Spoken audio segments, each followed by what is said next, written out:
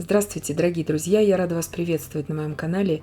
Сегодня в данном видео я готовлю незабываемо вкусный ягодный торт. В данном видео я готовлю его с клубникой, но можно и с другими ягодами будет приготовить. Пропорции я расскажу в видео. Торт получается бюджетным. В самом рецепте нам не понадобится ни сливки, ни дорогостоящие сыры. Торт получается не только вкусным, но и очень красивым внешне и в разрезе. Итак, все покажу и расскажу в данном видео. Для бисквита мне понадобится 3 яйца среднего размера весом примерно по 50 грамм без скорлупы. Добавляю щепотку соли и 8 грамм ванильного сахара. И начинаю взбивать. Порциями ввожу также туда 120 грамм сахара. И буду взбивать вместе с сахаром яичную массу примерно 3 минуты. Дольше здесь взбивать не имеет смысла, так как мы будем использовать здесь в рецепте разрыхлитель. Когда масса уже вот так побелела, стала очень пышной, я ввожу туда 50 грамм растительного масла без запаха. Я люблю использовать для бисквитов именно рапсовое масло, оно очень хорошо подходит для этого. Конечно, можно также использовать и подсолнечное, рафинированное без запаха масло. 50 мл теплой воды. Все это просто перемешиваю, ничего больше не взбиваю.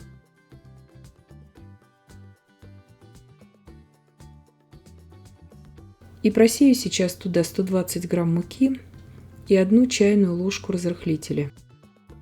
Чайная ложка разрыхлителя без горки.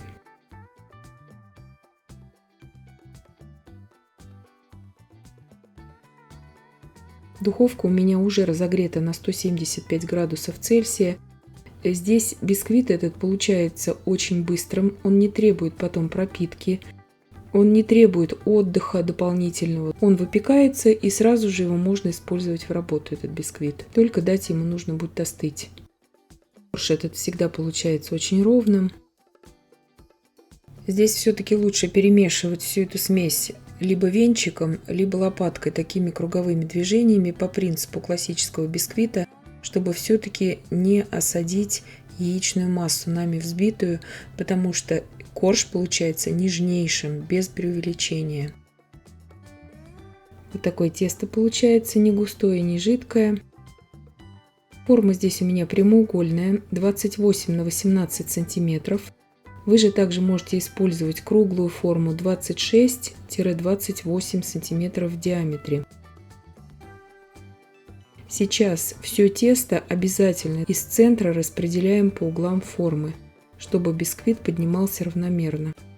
Выпекаю при температуре 175 градусов Цельсия на режиме вверх-вниз без конвекции примерно 25 минут.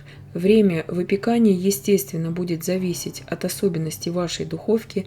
В вашей духовке может быть понадобится больше или меньше времени. Дверцу во время выпекания у духовки, естественно, мы не открываем. Выпекается он очень быстро. Итак, бисквит испекся.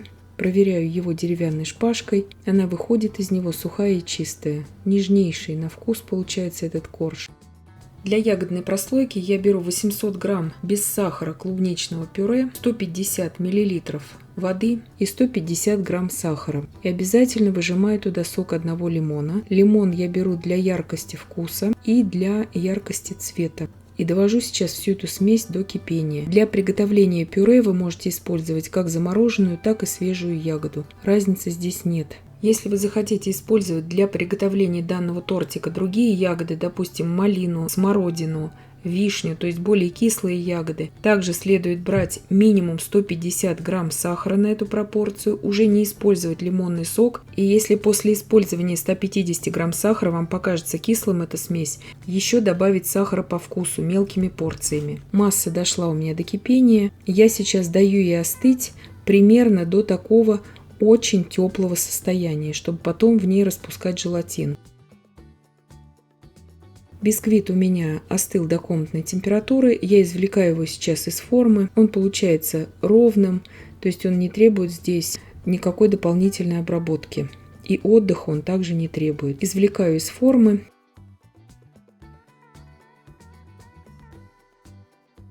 Сейчас, если у вас форма невысокая, как вот у меня здесь 6 сантиметров в высоту она, следует здесь использовать, конечно, либо ацетатную пленку для приготовления этого тортика, либо же, что у вас есть под рукой. Если у вас нет ацетатной пленки, можно взять канцелярские папки новые, хорошего качества, и использовать их тогда. Или же, если у вас форма высокая.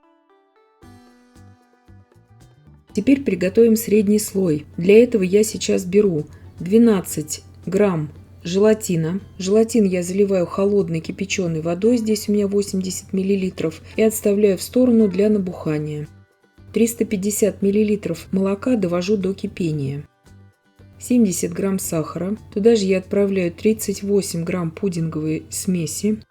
Также вы можете вместо пудинга использовать здесь 40 грамм кукурузного крахмала и ванильный ароматизатор, если у вас нет пудинга. Добавляю туда также 150 мл холодного молока. Все это перемешиваю и иду сейчас на плиту и буду уваривать всю эту смесь. В закипающее уже молоко я тонкой струйкой при непрерывном помешивании аккуратно ввожу пудинговую смесь. И сейчас при непрерывном помешивании в кастрюле с толстым дном на умеренном огне довожу эту смесь до кипения. Когда пойдут вот такие первые пузыри, провариваю еще примерно 30 секунд и снимаю с огня. Сейчас, как только массу я сняла с огня, я сразу же добавляю туда в горячую еще смесь 100 грамм белого шоколада. Очень хорошо все это перемешиваю до полного растворения шоколада. И ввожу туда весь набухший желатин.